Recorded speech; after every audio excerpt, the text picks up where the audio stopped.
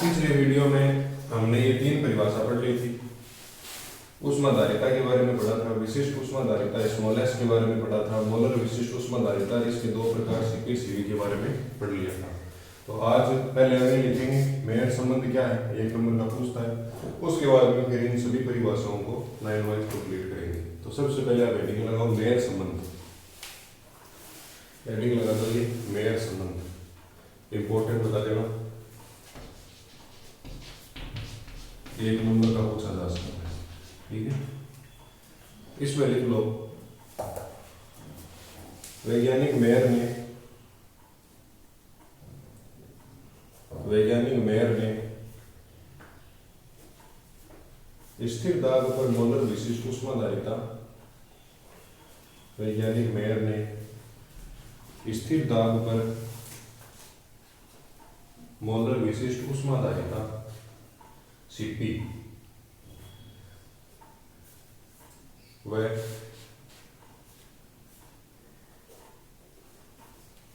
स्थिर आयतन पर मोलर विशिष्ट ऊष्माधारिता सीवी में संबंध दिया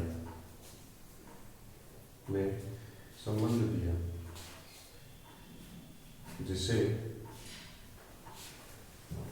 मेयर संबंध के नाम से जाना जाता है, जिसे मेयर संबंध के नाम से जाना जाता है। ऊष्माधारिता सीवी में संबंध दिया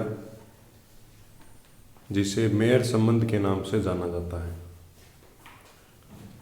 फिर नीचे लिख लियो संबंध ये है कि सीपी माइनस सीवी बराबर आर, जहां आर गैस नियतांक है, जहां आर क्या है, गैस नियतांक, और इसकी वैल्यू कितनी होती है 8.34। ये मेयर संबंध हो सकता है, वो क्या होगा ही कि ये तुम्हारे पेपर में आएगा जरूर। ठीक है, ये केमिस्ट्री के अंदर भी आता है, केमिस्ट्री में शायद इसका प्रूफ है कि आया कहाँ से, पूरा सिद्ध करना है अपने खाली ये संबंध भी, तो ये तुम्हारे पेपर में 200% आएगा, इसकी संभावना है। अब अपने 4 नंबर हेडिंग लगाओ विलग निकाय। विलग निकाय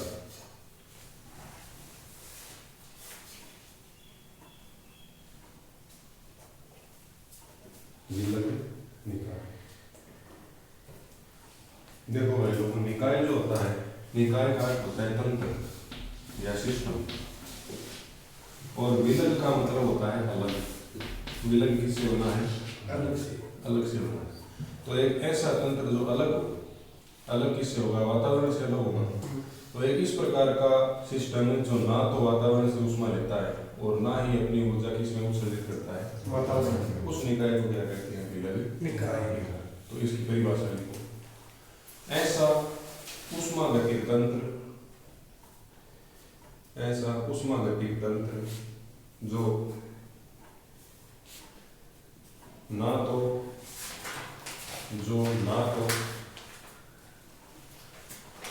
वातावरण से ऊष्मा ग्रहण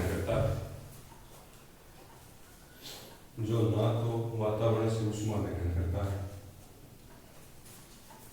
और ना ही वातावरण में ऊष्मा उत्सर्जित करता है।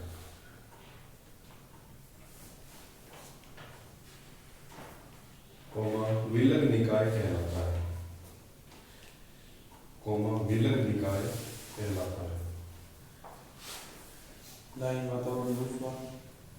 ना तो वातावरण से ऊष्मा लेता है और ना ही वातावरण में ऊष्मा उत्सर्जित करता है।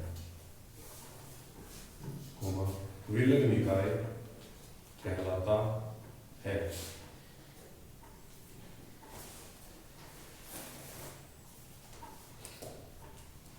हो गया ये एक रुपए की परिभाषा।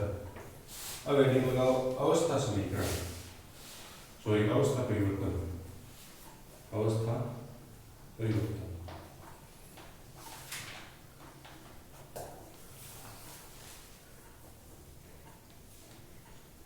अब अवस्था का मतलब क्या होता है, स्टेट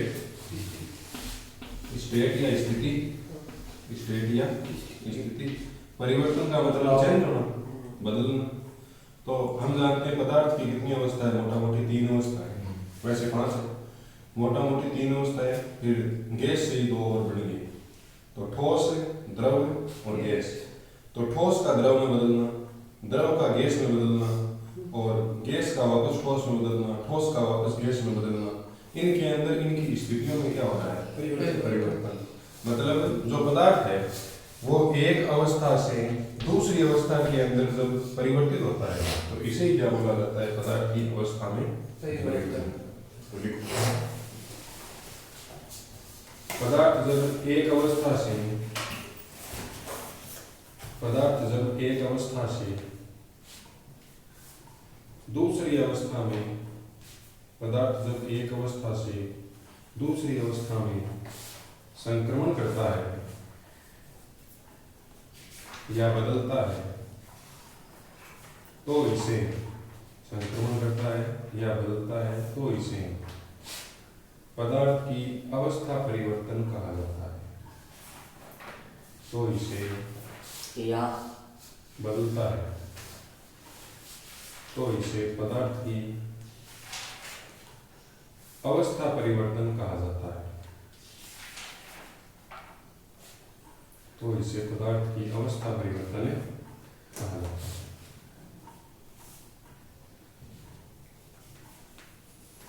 अब नीचे लिखो, पदार्थ की मुख्यतः 3 अवस्थाएं होती हैं।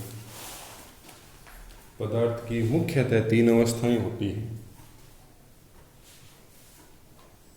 तीनों के नाम लिख लो, ठोस, द्रव, गैस। ठोस, द्रव और गैस।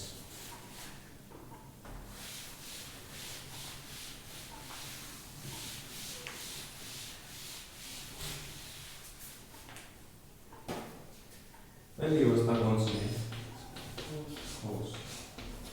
दूसरी अवस्था कौन सी है, द्रव। और तीसरी अवस्था कौन सी है, गैस।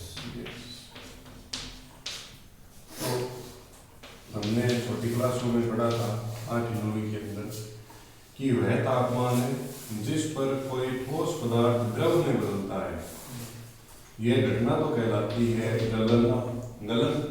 और जिस तापमान में यह घटना होती है उसे कहा जाता है गलनांक। वह तापमान जिस पर कोई ठोस किस में बदल जाता है, द्रव में, वह तापमान क्या कहलाता है, गलनांक। 2 चीजों से मिलकर बना है, गलन प्लस अंक। अंक का मतलब है टेम्परेचर के मान से, कितना टेम्परेचर का मान है जिससे वो पदार्थ गल जाए। और गलेगा कौन, तो ठोस होगा। तो ठोस को द्रव में बदलने के लिए जितने तापमान की आवश्यकता होती है वो उसका गलनांक है। तो ये तुम्हारा एक पॉइंट। अब इसके आगे क्या लिखा हुआ है, संगलन या हिमांकन। तो वह तापमान जिस पर द्रव को ठंडा किया जाए तो वो वापस किस में बदल जाए, उसे बोला जाता है उसका हिमांकन। हिमांकन का मतलब होता है जमना। हिमांकन का अर्थ क्या है, जमना। और इसी को बोला जाता है संगलक। ये इसका हार्ड नाम है थोड़ा सा। तो पेपर में ये पूछा जाता है कि संगलन को परिभाषित करो। तो द्रव को दिया गया है तापमान जिस पर वो वापस किस में बदल जाए, ठोस में बदल जाए, उसे क्या बोला जाता है, संगलक। तो यहाँ लिख देते हैं, या इसे क्या कह देंगे, जमुना। समझ गए क्या? वो गंगा जमुना वाली जमुना नहीं है, जमुना का मतलब बर्फ जमुना से। अब हमने क्या किया, इसको गर्म किया वापस। देखो नीचे तो हम तापमान को बढ़ाते रहेंगे, तापमान को बढ़ाएंगे, और यहाँ पर तापमान को कम करेंगे। घटाएंगे तो वो रिवर्स चलेगा और बढ़ाएंगे तो वो फॉरवर्ड चलेगा। तो द्रव को दिया गया वह तापमान जिस पर वह गैस में बदल जाता है वो क्या कहलाता है, उसका क्वथनांक कहलाता है। समझ गए? और जब वो गैस के अंदर बदलने वाला होता ही है तो उससे पहले की जो स्टेट होती है जिसे हम क्या कह देते हैं, भाप। और इस भाप को क्या बोला जाता है, वाष्प। और इस वाष्प को क्या बोला जाता है, इस प्रक्रिया को कहा जाता है वाष्प प्रक्रिया। तो परिभाषा क्या लिखेंगे कि जब द्रव गैस के अंदर बदलने वाला होता है तो उसकी जो पहली स्टेट है गैस में बदलने की, वो क्या कहलाती है, वाष्प या वाष्पन कहलाती है। और जब सारा का सारा द्रव किस में बदल जाता है, गैस में बदल जाता है, तो वो जो तापमान होता है उसे क्या कहते हैं, क्वथनांक। तो देखो ये भी हो गया तुम्हारा वाष्पन हो गया, क्वथनांक हो गया। अब दो चीजें बच गई, एक तो प्रसामान्य गलनांक, एक प्रसामान्य क्वथनांक। देखो इसमें दो शब्द है, गलनांक और इसमें क्या है, क्वथनांक। ये तो दोनों सेम ही है। गलनांक तो वो तापमान है जिस पर ठोस किस में बदलेगा, द्रव में, और क्वथनांक वो तापमान है जिस पर द्रव किस में बदलेगा, गैस में। लेकिन अगर ये सारी की सारी प्रक्रिया वायुमंडलीय दाब पर की जाए, किस पर की जाए, एक वायुमंडलीय दाब पर की जाए, मतलब दाब को हमने फिक्स कर दिया, कितना कर दिया, एक एटमॉस्फेयर कर दिया, वायुमंडलीय दाब को फिक्स कर दिया, एक एटमॉस्फेयर। फिर हम क्या कर रहे हैं, इस ठोस को किस में बदलेंगे, द्रव में। तो तापमान तो गलनांक कहलाएगा, लेकिन इसको नियत करने का मतलब ये प्रसामान्य कहते हैं। समझ गए? प्रसामान्य का मतलब क्या है कि तुम प्रेशर को कितना कर दो, निकल हमने पढ़ा था ना वो ऊष्माधारिता। ऊष्माधारिता का मतलब क्या था कि हमें क्या करना है, एक केल्विन तापमान चेंज करना है। उसी तरीके से प्रसामान्य का मतलब कितना है कि तुम पदार्थ को बढ़ाओ, चाहे उसे गैस बनाओ, लेकिन ये पूरी की पूरी प्रोसेस कब होनी चाहिए, जब तुम्हारा प्रेशर कितना हो, एक एटमॉस्फेयर। तो एक एटमॉस्फेयर के ऊपर किसी ठोस को द्रव में बदलने वाला जो तापमान है वो क्या कहलाता है, प्रसामान्य गलनांक। और वो यहाँ पर आ जाएगा कि अगर हम वायुमंडलीय दाब कितना कर ले, एक एटमॉस्फेयर कर ले, फिर द्रव को गैस में बदले, तो वो क्वथनांक तो होगा, लेकिन उसका नाम क्या कहलाएगा, प्रसामान्य क्वथनांक कहलाएगा। समझिए? तो ये भी तुम्हारा हो गया और ये भी कंप्लीट हो गया। उद्रवपातन क्या होता है कि कोई ठोस बिना द्रव अवस्था में आए सीधा किसके अंदर चेंज हो जाए, गैस में बढ़ जाए। जैसे तुम्हारा कपूर होता है, कपूर सीधा गैस बनता है, कपूर की कोई नौसादर होता है, वो सारे के सारे किसमें आते हैं, ऊर्ध्वपातन में। और ऐसे पदार्थ जिनमें ऊर्ध्वपातन का गुण पाया जाता है उन्हें ऊर्ध्वपातज कहते हैं, ऊर्ध्वपातज।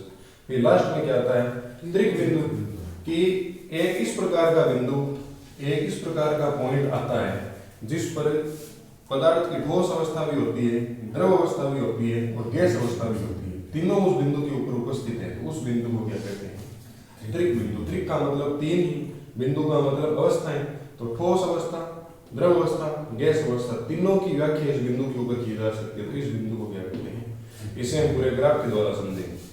ठीक है? तो अब तुम हेडिंग लगाओ, क्या लिखा था तुमने, ठोस द्रव गैस। ऐसे लिखो या परिभाषा लिखो, या दोनों लिखो, दोनों। ठीक। तो याद तो इसी से रहेगा, परिभाषा तो इसी को देख के बनानी है तुमको। तो तुम जैसे मैं लिख रहा हूँ वैसे कॉपी में नोट करो। पहले लिख लो ठोस, फिर लिखो द्रव, फिर लिखो गैस, नीचे लिख लो तापमान प्लस और ऊपर लिख लो तापमान माइनस।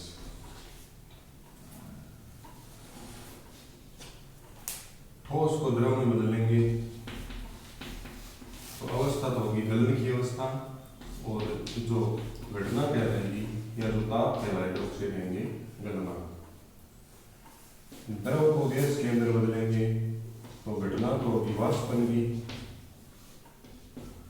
और जो ताप कहलाएगा वो कहलाएगा क्वथनांक।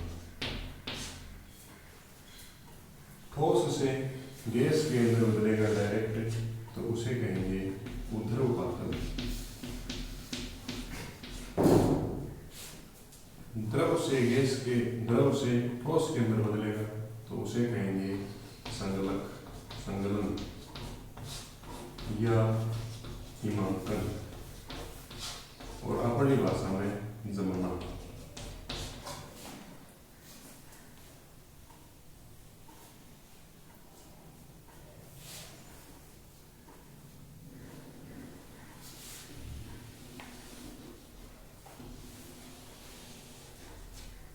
यहाँ लिख दो दाब बराबर दाब बराबर 1 एटमॉस्फेयर।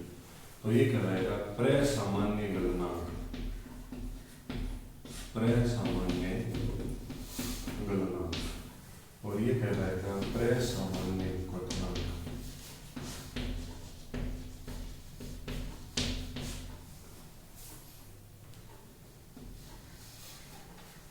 तो इस एक डायग्राम से से ही तुम्हारी सारी चीजें समझ में आ जाएगी।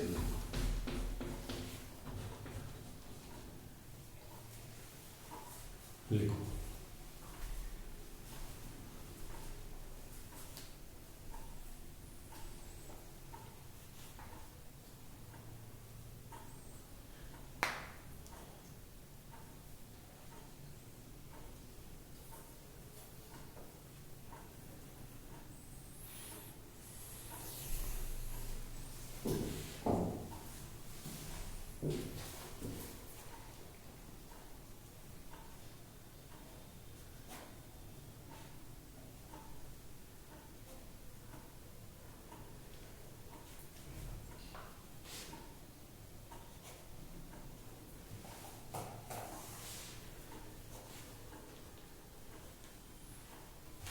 लिख ली।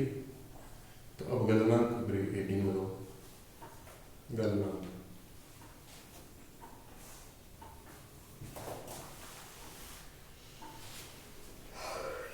किसी ठोस पदार्थ को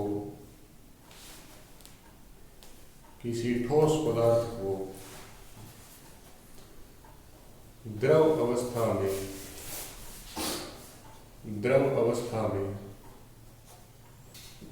बदलने के लिए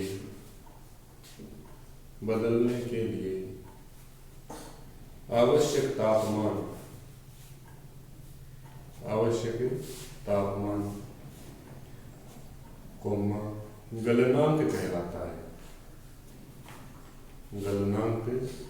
कहलाता है।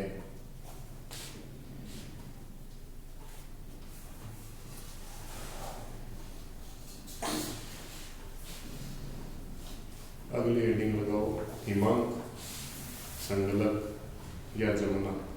पहले ये लिख लेंगे 11वीं, फिर 7वीं लिखेंगे। पहले 11वीं लिखो हेडिंग, 11 नंबर जो है ये वाली, संगलक, हिमांकन या जमुना। ये इसकी उल्टी है तो इसके साथ में ही लिखेंगे पहले। तो लिखो पदार्थ का द्रव से ठोस में बदलना। पदार्थ का द्रव से ठोस में बदलना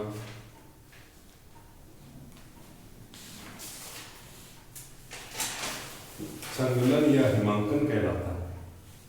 संगलन या हिमांकन कहलाता है।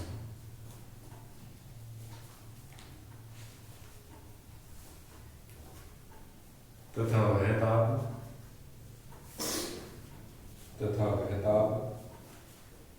जिस पर द्रव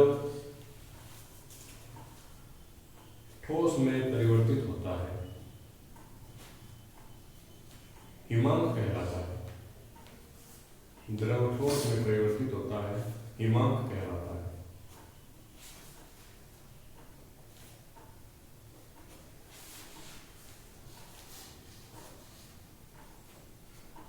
जल के लिए कितना होता है? 0 डिग्री सेंटीग्रेड। जल के लिए हिमांक का मान 0 डिग्री सेंटीग्रेड होता है।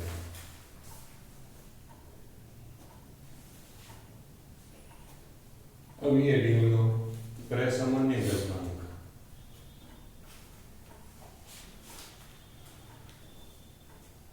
प्रसामान्य गलनांक इसमें एक वायुमंडलीय दाब पर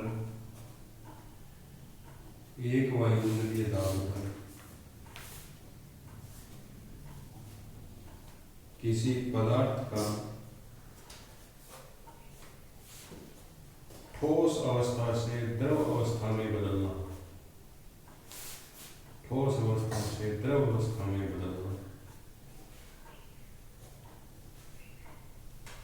प्रसामान्य गलनांक कहलाता है। प्रसामान्य गलनांक कहलाता है।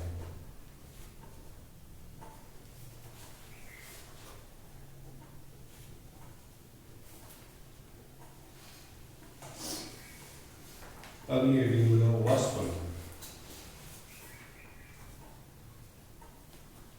वेपर इसमें लिखो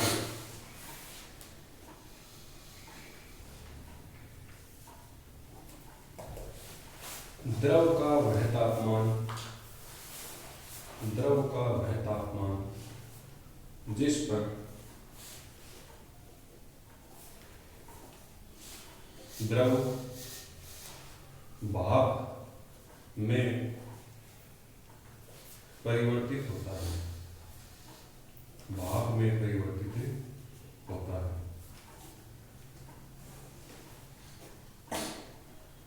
वाष्पन कहलाता है।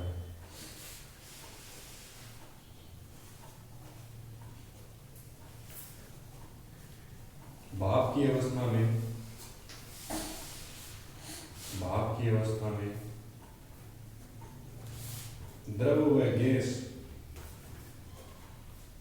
साम्य अवस्था में होते हैं, द्रव व गैस साम्य अवस्था में होते हैं।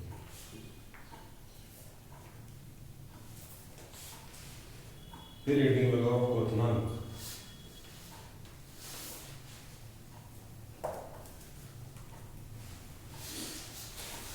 इसमें लिखो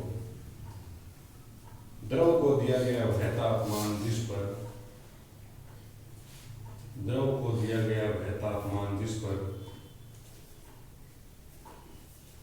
द्रव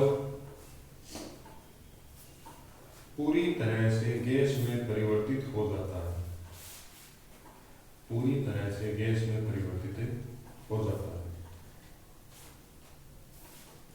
क्वथनांक कहलाता है।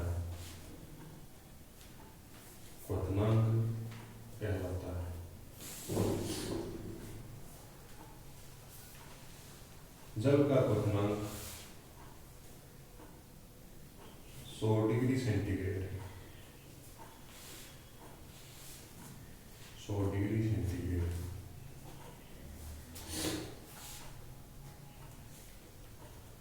अगली हेडिंग में हो प्रसामान्य क्वथनांक। प्रसामान्य क्वथनांक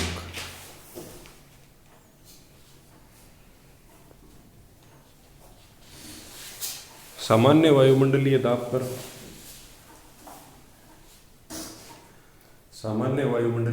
पर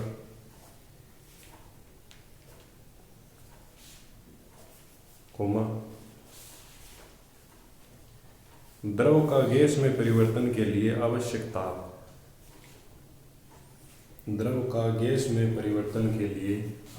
ताप, प्रसामान्य क्वथनांक कहलाता है।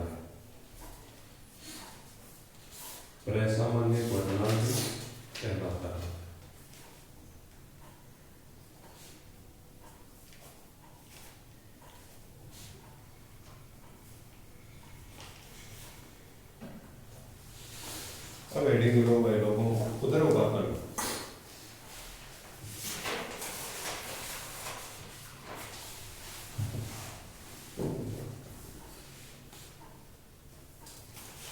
ठोसों का वह गुण जिसमें ठोस पदार्थ सीधे गैस में परिवर्तित होते हैं,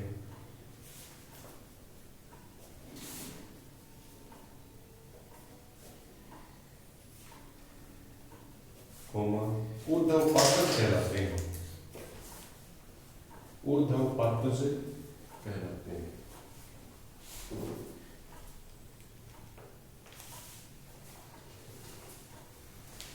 तथा यह घटना ऊर्ध्वपातन कहलाती है।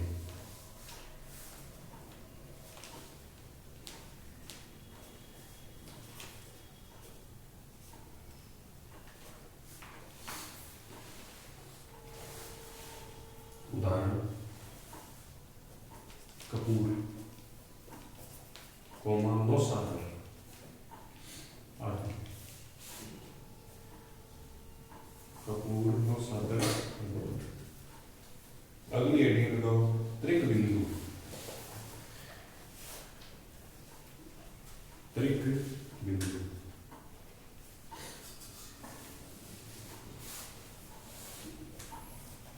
इसमें लिखो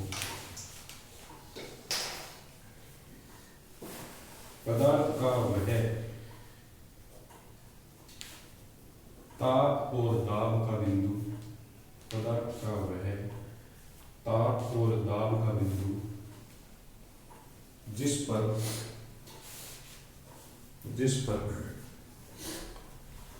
पदार्थ की तीनों अवस्थाएं, ब्रैकेट में लिखो ठोस, द्रव व गैस, तीनों अवस्थाएं ठोस, द्रव व गैस, ब्रैकेट बंद, साम्य अवस्था में होती है, साम्य अवस्था में होती है। त्रिक बिंदु कहलाता है, त्रिक बिंदु कहलाता है।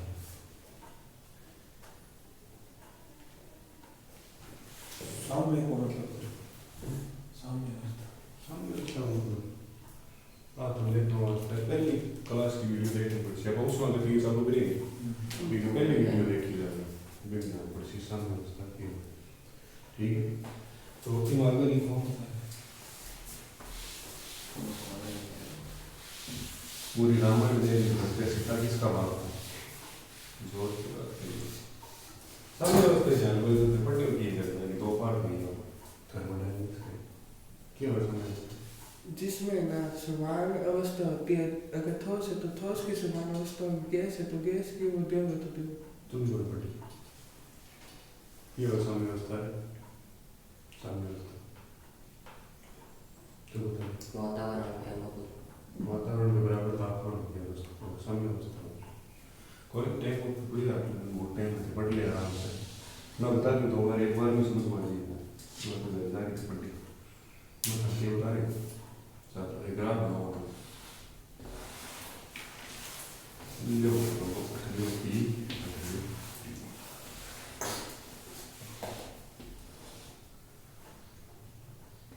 ओ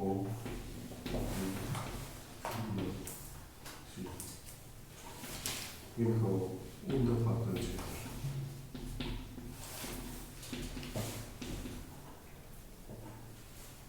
इनको क्वथन क्षेत्र,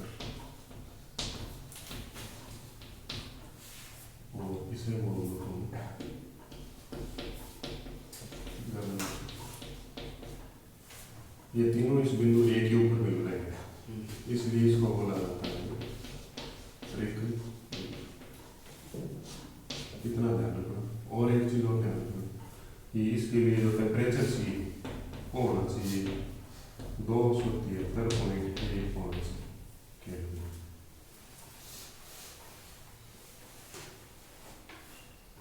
और जो प्रेशर लेना है वो तुम्हें लेना है 0.688 पास्कल। ये सारी चीजें लेबोरेटरी में प्रैक्टिकल करते हैं तब निकल के आती है।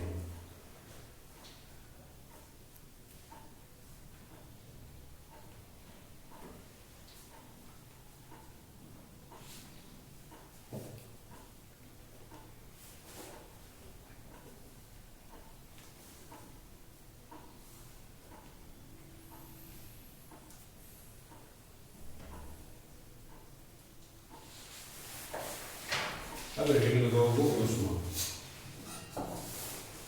गुप्त उष्मा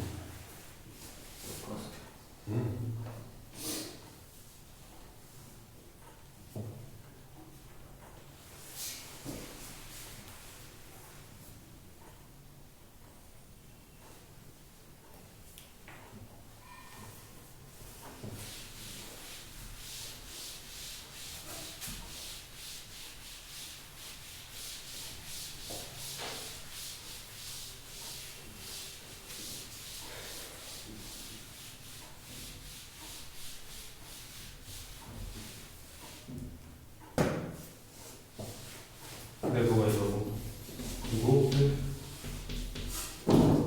उष्मा हमें किसी वस्तु को क्या देनी पड़ेगी, इधर तो हम ताप दे रहे हैं, लेकिन अब क्यों हमसे क्या लेंगे उष्मा, और ये उष्मा उसके अंदर गुप्त रूप से काम करेगी, मतलब अपना प्रभाव दिखाएगी, लेकिन ये प्रदर्शित नहीं होगा कि ये उस उष्मा के कारण हो रहा है, अपना रोल प्रदर्शित नहीं करेगी। जब कोई आदमी दान दे तो असली दान वो है कि इस हाथ से दो तो इस हाथ को पता नहीं चलना चाहिए। आपने दान किया दे, एक गरीब ने एक केड़ो जैसी 5 जना पकड़ ली, और तो एक तो भारी केड़ो होगी पूरा वीडियो बन गया। सागर की पूरी वीडियो फोटो खींची फेसबुक पर लगाई, गरीबों की सहायता करते हैं। तो एक केड़ो दे रहे होते 5 जना मिल, ये पेड़ ना उठाता तो पैसा आ जाए। हाँ तो भी आदमी नहीं लगे के बुलंद रहे सुखी हो बिना अपनी गरीबी महसूस हो। तो ये गुप्त उष्मा ऐसी नहीं है, फिजिक्स बहुत बड़ी है। इसमें उष्मा इस प्रकार से बदलेगी कि वो पदार्थ के अंदर ये जाहिर नहीं करेगी कि जो भी हो रहा है वो मेरे कारण हो रहा है, बिना पके बोला गुप्त उष्मा। क्या उष्मा ऐसी देखो कि हमने अभी भी ये पढ़ा कि जो ठोस होगा वो किसके अंदर बदलेगा, द्रव के अंदर बदलेगा। तो ठोस को द्रव में बदलने में पूरा का पूरा जो रोल है वो किसका है, टेम्परेचर का है। तो टेम्परेचर बढ़ेगा तो कणों की जो कंपन है वो बढ़ेगी तभी तो ये ठोस से लिक्विड के अंदर कन्वर्ट होगा। और ठोस से द्रव के अंदर परिवर्तित हो रहा है तो हम उसको क्या दे रहे हैं, ताप दे रहे हैं। अब तापमान तो खाली ड्राइवर है, तापमान तो खाली ड्राइवर है। इसके पीछे की सीट पे बैठने वाला जो मालिक है वो कौन है, हमने पहले ये पढ़ा था कि उष्मा प्रवाह तो होगी एक वस्तु से दूसरी वस्तु की तरफ, लेकिन उसके प्रवाहित होने का जो ड्राइवर है वो कौन है, टेम्परेचर है।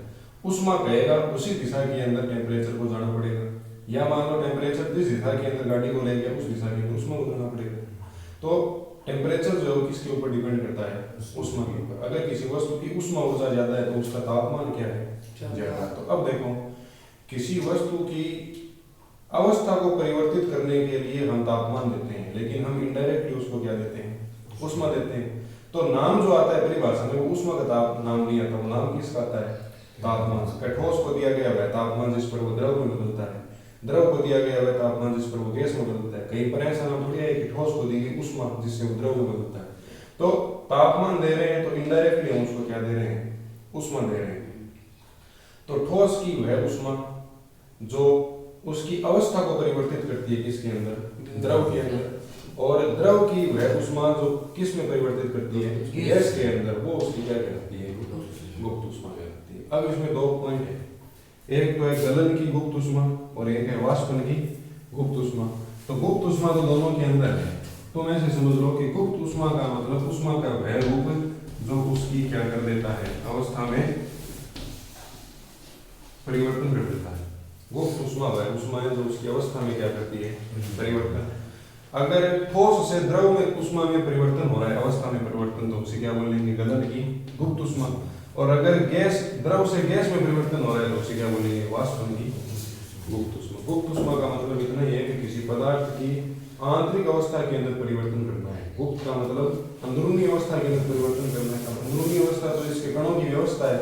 पहले जो कण ऐसे हुए थे, देखो ऐसे थे, एकदम पास के अंदर थे, तो उनकी आंतरिक व्यवस्था को किसने चेंज किया, वो जो उष्मा होगी वो उसकी क्या कहलाएगी, गुप्त उष्मा। पहले कण इतने पास थे, अब इसने कणों को क्या कर दिया, इतना दूर कर दिया। उसी कारण से इसी का रिजल्ट ये निकला कि हमें ये ठोस किस रूप में दिखाई देने लग गया, द्रव रूप में। अब थाने घर का दमका के भेजे, फूट के भेजे, तो थारो असर थी हटा के बैठ के दीक्षी, तो वो आंतरिक काम है, अंदरूनी काम है, वो गुप्त है। ये थोड़ी कोई जुगाड़ बन गया हमारा मारी है या हमारा रोड़ा करी है तो थे कितनी बन को, लेकिन भी को असर करती सीखा मुंडो को सब उठे खड़े मतलब ये नहीं।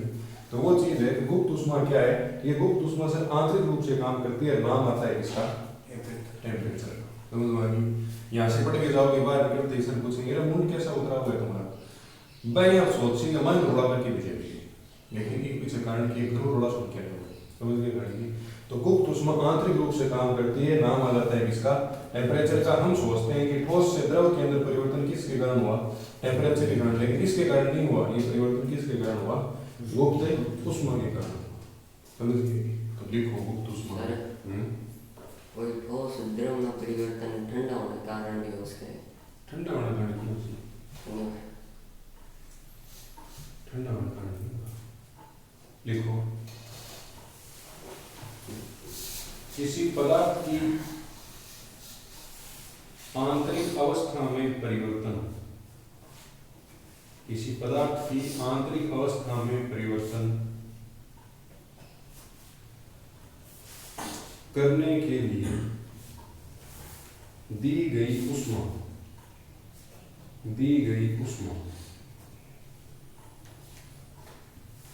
उसकी गुप्त ऊष्मा कहलाती है।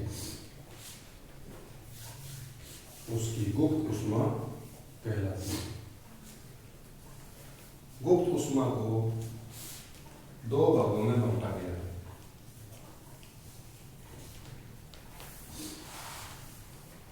दोनों नाम लिख लो, गलन की गुप्त ऊष्मा और वाष्पन की गुप्त ऊष्मा। फिर गलन आई बता।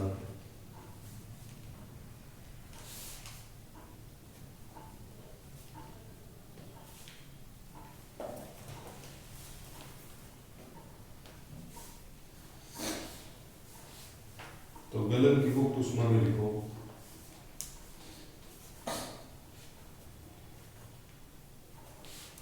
किसी 1 किलोग्राम ठोस पदार्थ को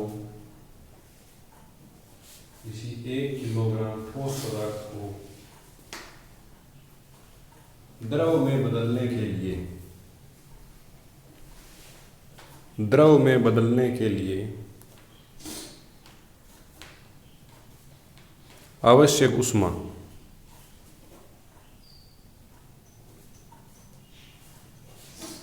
गलन की गुप्त ऊष्मा कहलाती है।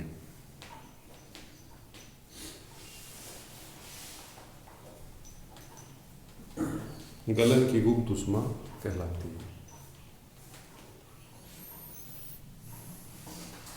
फिर लिखो वाष्पन की गुप्त ऊष्मा।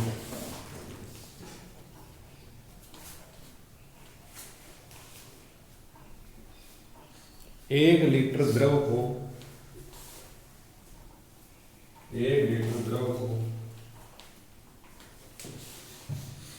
गैस अवस्था में बदलने के लिए आवश्यक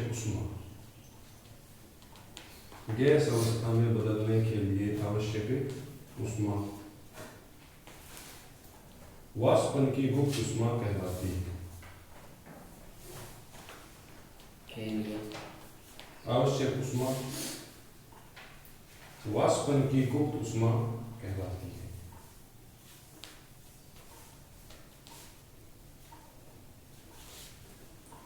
इसी परिभाषा के साथ आपका ये पाठ खत्म होता है और अद्वार्षिक का कोर्स भी आपका कंप्लीट होता है। 10 पाठ आपके कंप्लीट हो गए। हाँ, अब रिवीजन नहीं होगा, रिवीजन तो करा दिया, रिवीजन के साथ हो गया।